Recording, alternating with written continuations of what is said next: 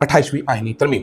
खबर क्या है उसमें? खबर उसमें ये है जनाबे वाला, नैब ने बहुत सालों से बंद पड़ी एक फाइल खोली है जी। आजाद इंक्वायरी मुकम्मल हो गई है, केस इन्वेस्टिगेशन में चला गया। 2002 लियारी एक्सप्रेसवे कराची में बस्तियां मुतासिर हुई, वफाक और सूबों ने इधर फंड्स मुहैया किया, लियारी रीसेटलमेंट मंसूबा हुआ। नैब जराए कहते हैं कि जनूबी एशिया का सबसे बड़ा रीसेटलमेंट मंसूबा था, मगर ज़मीन और जो मुख्तस रकम सी जायज़ साजी हो गई, चाइना कटिंग हो गई, अस्पताल पार्क सबको प्लॉट्स बदल के बेच दिया गया आउटसाइडर्स को। नैब ने 3000 फाइलें कब्जे में ले ली हैं जनाब सिंध से, और नैब ने कहा जी 65% जाली अलॉटमेंट हमें लग गई है, और जहां पर दस्तखत है 8 अरब रुपए की, अब तक उन्होंने करप्शन भी निकाल ली है।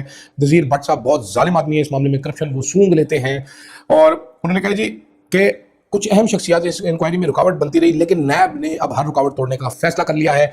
नैब तगड़ी होकर बाहर आ गई है, 6 लोगों के नाम ईसीएल में डाल दिए गए हैं, और जनाब गिरफ्तारियों समेत हर किस्म की उन्होंने इजाजत दे दी। उन्होंने कहा पकड़ लो सबको, चुक लो। साथ ही साथ सरकारी जमीनों की पर एक गैर मुल्की शख्सियत की कंपनी के नाम लीज गुजरने के बाद भी रखी गई थी, नैब ने वो वापस निकलवा लिए लीज। ठीक है, गैर मुल्की शख्सियत ने चंद साल पहले बड़े स्कैंडल में अहम पाकिस्तानी शख्सियात के खिलाफ वादा माफ गवाह बनी थी। अंदाजा कीजिए ये गैर मुल्की शख्सियत कौन है, और ये वादा माफ गवाह इमरान खान के खिलाफ बनी थी, उनकी लीज मिल गई है जनाब।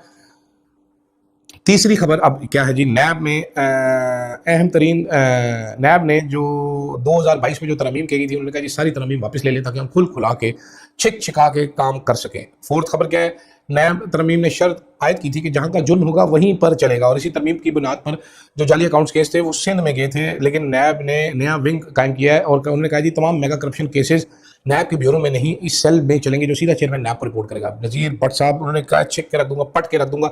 उस टाइम आपको याद होगा बड़ा रोला मचा था, आसिफ जरदारी के केसेस सिंध में मुंतकिल किए जाए, सिंध में मुंतकिल, फिर तरमीम के जरिए सिंध में मुंतकिल करवाए जाएंगे थे। उसके बाद कॉन्स्टिट्यूशन 1 का लेआउट जिस मकसद के लिए मंजूर हुआ था उस मकसद के लिए इस्तेमाल नहीं हुआ।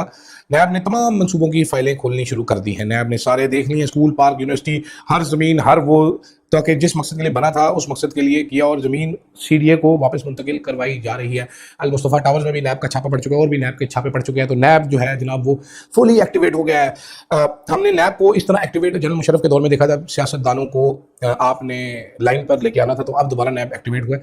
घर घर में ये बात आम है, ड्राइंग रूम में ये बात आम है कि 28वीं आईनी तरमीम आनी है। तहरीके इंसाफ का इसमें कोई रोल नहीं है।